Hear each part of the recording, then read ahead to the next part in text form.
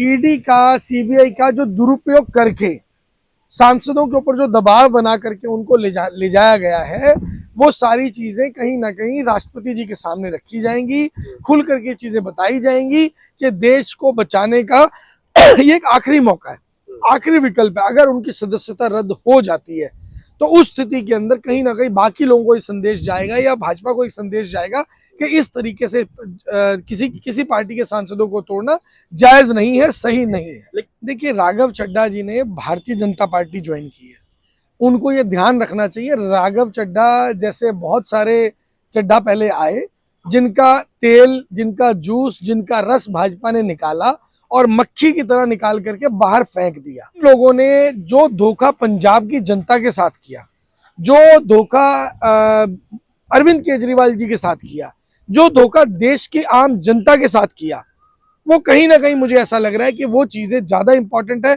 सदस्यता तो जा सकती है और हो सकता है भाजपा कल आकर के उनको कहीं और से नॉमिनेट कर दे। मुझे लग रहा है कि जैसे मुखबिरी के लिए अंग्रेजों से सावरकर को पेंशन मिला करती थी, मुझे लग रहा है कि राघव चड्ढा को भी कुछ ना कुछ मिल रहा हो। चड्ढा आम आदमी पार्टी के अंदर थे तो वो चश्मा अलग था, उस चश्मे से वो ये देखने का काम कर रहे थे कि भाजपा में गुंडे हैं, भाजपा में चोर हैं, भाजपा में बलात्कारी हैं।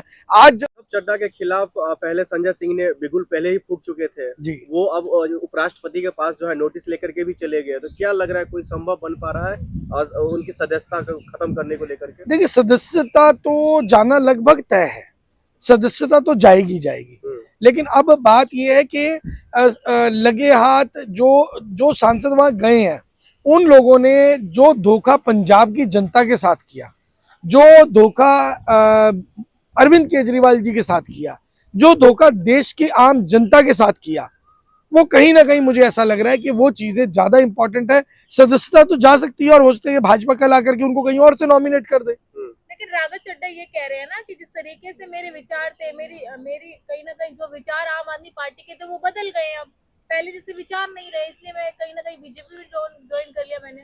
देखिए, अगर आप ये कहते हैं कि पहले जैसे विचार नहीं रहे, आप ये बताइए कि आपने देखा होगा अभी हाल फिलहाल के अंदर अरविंद केजरीवाल जी को बाइज्जत बरी कर दिया गया था। बाइज्जत बरी करने का मतलब क्या हुआ कि कोर्ट ने यह माना कि जिस शराब घोटाले को लेकर के भारतीय जनता पार्टी शोर मचा रही थी, घोटाला हो गया, घोटाला हो गया। सीएजी की रिपोर्ट ने भी ये बताया कि अगर उस शराब नीति को बंद नहीं किया गया होता तो सरकार को कई गुना सरप्लस प्रॉफिट होता। तो वो सारी चीजें अगर हम देखें तो किस तरीके से राघव चड्ढा को दिखाई दे रहा है, क्योंकि जब राघव चड्ढा आम आदमी पार्टी के अंदर थे तो वो चश्मा अलग था, उस चश्मे से वो ये देखने का काम कर रहे थे कि भाजपा में गुंडे हैं, भाजपा में चोर हैं, भाजपा में बलात्कारी हैं। आज जब वो उधर चले गए तो उन्होंने भक्त का चश्मा पहन लिया। वो ये भी कह रहे हैं कि एक आदमी गलत हो सकता है, 7 आदमी नहीं गलत हो सकते। जिस तरीके से लगातार उनको आम आदमी पार्टी कह रही है कि राघव चड्ढा ने गलत कर दिया। मैं आपको बताता हूँ, राघव चड्ढा जो है ना, वो केवल डरपोक नहीं है, वो मुखबिर भी हैं। उन्होंने जिन लोगों को साथ में लेकर जाना था ना, क्योंकि जब आप किसी के साथ काम करते हैं तो बहुत सारी चीजें होती हैं। आप एक पत्रकार है, दूसरे पत्रकार के साथ आप रोज खाना खाते हैं, चाय पीते हैं, साथ बैठते हैं, साथ उठते हैं, 10 चीजें ऐसी होती हैं जो सामने वाले के बारे में आपको पता चलती है। अब ऐसे में उन चीजों के बारे में उन्होंने जाकर के किस मंत्री के साथ में या गृह मंत्री के साथ में बात की, और बात करने के बाद में किस तरीके से एक सांसद के घर पे ईडी की रेड पड़ गई और बाकियों को बता दिया, देख लो भाई, ईडी की रेड पड़ गई है, तुम्हारे घर पे भी पड़ने वाली है अगर तुम भाजपा में नहीं आते। तो इस तरीके से यहाँ पर केवल मतलब ये मान लीजिए गद्दारी की बात नहीं है, मुखबिरी की बात है।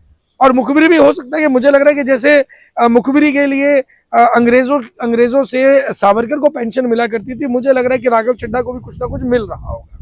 तो फिर ऐसे में क्या लग रहा है जो कार्रवाई की बात आम आदमी पार्टी कर रही है, ये कहाँ तक संभव है, क्योंकि इसमें तो कोई कैटेगरी या कोई ऐसा तो कानूनी दो पेच दिख नहीं रहा है। देखिए, सबसे बड़ी इसमें जो चीज है ना कि ईडी का, सीबीआई का जो दुरुपयोग करके सांसदों के ऊपर जो दबाव बना करके उनको ले जाया गया है, वो सारी चीजें कहीं ना कहीं राष्ट्रपति जी के सामने रखी जाएंगी, खुल करके चीजें बताई जाएंगी कि देश को बचाने का ये एक आखिरी मौका है, आखिरी विकल्प है। अगर उनकी सदस्यता रद्द हो जाती है तो उस स्थिति के अंदर कहीं ना कहीं बाकी लोगों को एक संदेश जाएगा या भाजपा को एक संदेश जाएगा कि इस तरीके से किसी पार्टी के सांसदों को तोड़ना जायज नहीं है, सही नहीं है। लेकिन जो तमाम जो राज्यसभा सांसद गए हैं वो सबका अपना अपना तथ्य है। स्वाति मालीवाल जो है वो ट्विटर पर एक्स पर लिखते हुए नजर आ रही हैं, जो भाई ये पार्टी महिलाओं की पार्टी है ही नहीं, ये पार्टी अब आम आदमी पार्टी नहीं रह गई है। हरभजन सिंह वो अलग कह रहे हैं, राघव चड्ढा ने पहले कह चुका है जो भाई ये गलत पार्टी है। अब तक क्यों नहीं बोल रही थी स्वाति मालीवाल या हरभजन सिंह, अब तक क्यों नहीं बोल रहे थे? मैं आपको बता देता हूं, क्योंकि राघव चड्ढा ने ऐसी मुखबिरी की है, ऐसा दबाव बनाया है, ईडी और सीबीआई की रेड से पहले ऑलरेडी उनके ऊपर दबाव बनाया गया, मानसिक दबाव बनाया गया, चाहे वो स्वाति मालीवाल हो, चाहे वो हरभजन सिंह हो, चाहे वो बाकी लोग हो। ऐसा दबाव बनाया गया कि आपको केवल पार्टी नहीं बदलनी है, पार्टी बदलते ही आपको अपना स्टैंड भी बदलना होगा, आपको ये चीजें मुखर होकर के बोलनी होंगी। और इसके लिए, इन सब के लिए राघव चड्ढा को पर्सनली क्या मिलने वाला है ये राघव चड्ढा ही बता सकते हैं या देने वाला बता सकता है। लेकिन उनका जहां तक पर्सनली मिलने की बात है तो पंजाब में मुख्यमंत्री पद कहीं ना कहीं उनकी आहटे आ रही है।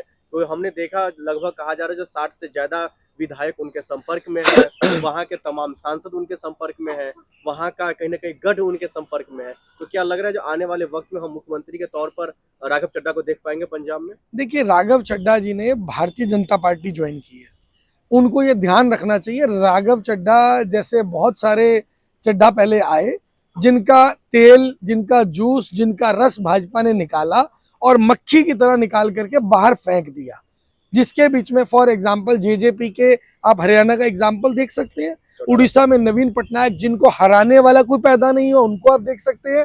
लेटेस्ट एग्जांपल नीतीश कुमार जी का आप देख सकते हैं। तो आप ये बात कैसे कह सकते हैं कि राघव चड्ढा से ईमानदारी हो जाएगी? नीतीश कुमार जैसे मजे हुए नेता को तेल निकाल लिया, जूस निकाल लिया और एक जीते हुए राज्य के मुख्यमंत्री को उठा करके कैसे बाहर निकाल दिया। और केवल नीतीश कुमार की नहीं, उनकी आने वाली पीढ़ियों की राजनीति को भी भाजपा खा गई। लेकिन तो राघव चड्ढा ये सोच रहे हैं कि भाजपा उनसे लॉयल रहेगी। लेकिन पंजाब में तो बड़ी राजनीति की आहटे उलटफेर की तो दिख रही है। भगवंत मान जी अलग परेशान दिख रहे हैं, मीटिंग कर रहे हैं। देखिए, ये तो भाजपा ना इस टाइम कहते हैं कि सत्ता जब बेलगाम हो जाती है, बेलगाम सत्ता को काबू करने के लिए कहीं ना कहीं कुछ ऐसे स्टेप लेने पड़ते हैं जो आउट ऑफ द वे होते हैं। उसके लिए आपको रणनीति भी बदलनी होगी, उसके लिए जनता को भी रोड पे उतरना होगा। लगभग हर वो काम हमें करना होगा जिसके साथ में निरंकुश सत्ता पे अंकुश लगाया जा सके। आज की तारीख में निरंकुश हो चुकी है और जिस तरीके से लोकतंत्र का मुखौटा पहनकर राजतंत्र चलाया जा रहा है, किसी को भी उठा के अंदर कर दो, किसी के घर पे ईडी की रेड डाल दो, किसी पत्रकार को उठा के अरेस्ट कर लो, किसी भी जज को धमकाने लग जाओ।